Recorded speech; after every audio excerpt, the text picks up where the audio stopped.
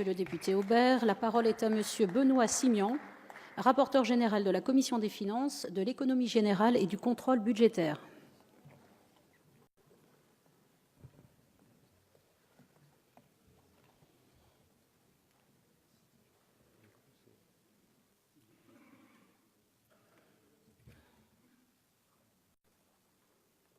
Madame la Présidente, Monsieur le Ministre, chers collègues, le budget 2018 acte le retour d'un État stratège en matière de transport, un État qui assume pleinement ses responsabilités. Ces dernières années, des financements indispensables pour maintenir et régénérer les réseaux existants ont été négligés, alors même que des engagements se sont accumulés sur de nouveaux projets déconnectés des ressources disponibles. Cette situation a conduit à une impasse budgétaire de près de 10 milliards d'euros. Elle a affaibli la parole de l'État, alors que les acteurs ont besoin de financements lisibles et d'une programmation pluriannuelle de qualité. Sans un cadre clair, il ne nous sera pas possible de tenir nos objectifs de report modal et de modernisation des infrastructures. C'est pourquoi, avec ma collègue Anne-Laure Cattelot, nous saluons le réexamen du périmètre des modalités de financement des transports menées avec les assises de la mobilité, notamment dans le cadre des travaux du Conseil d'orientation des infrastructures.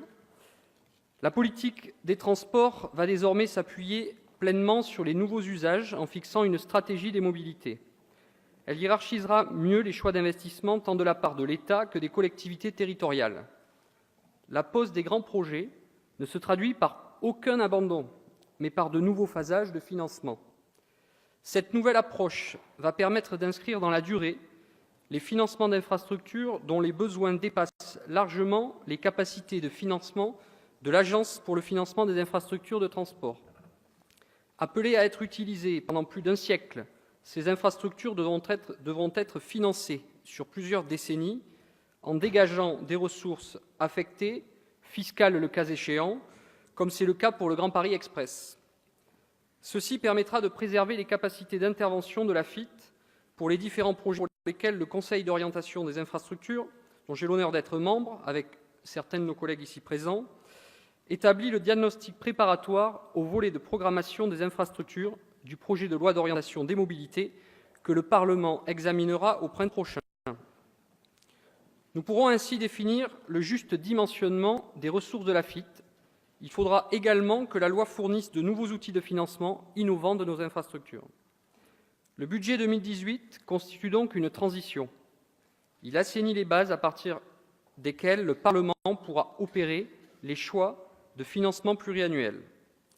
D'ores et déjà, nous constatons que la sincérité et la lisibilité du budget sont au rendez-vous.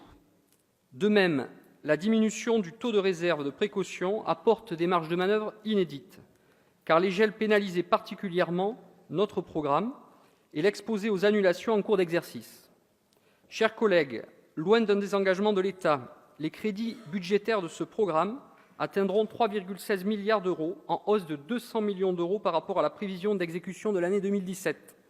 Parallèlement, le budget de l'AFIT, porté à 2,4 milliards d'euros, sera également en hausse de 200 millions d'euros grâce aux recettes fiscales que lui affecte le projet de loi de finances. Cet effort est prioritairement orienté vers l'entretien et la régénération du réseau national routier non concédé, ainsi que des canaux. Le concours à SNCF Réseau permettront aussi d'améliorer la rénovation des réseaux existants et de moderniser les systèmes d'exploitation du trafic ferroviaire.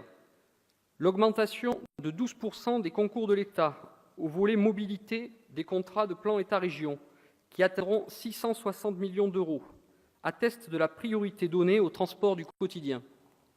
Je précise que l'État honorera ses engagements pour compenser les régions qui ont repris la responsabilité des trains d'équilibre du territoire, en augmentant les ressources du compte d'affectation spéciale qui financera ces lignes.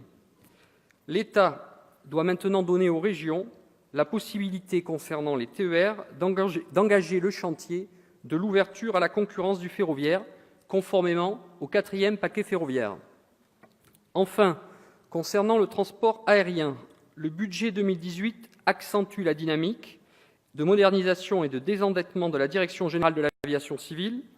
Il faut d'ailleurs se féliciter de la mise en œuvre des mesures de productivité du dernier protocole social qui améliore la capacité du contrôle aérien à répondre aux pointes du trafic. Les assises du transport aérien qui seront tenues l'année prochaine devront permettre d'identifier les meilleurs leviers pour renforcer la connectivité aérienne du territoire et pour améliorer la compétitivité du pavillon français.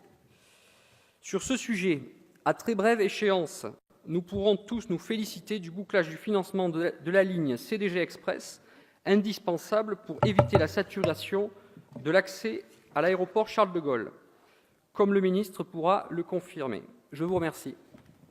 Merci, monsieur le député Simian.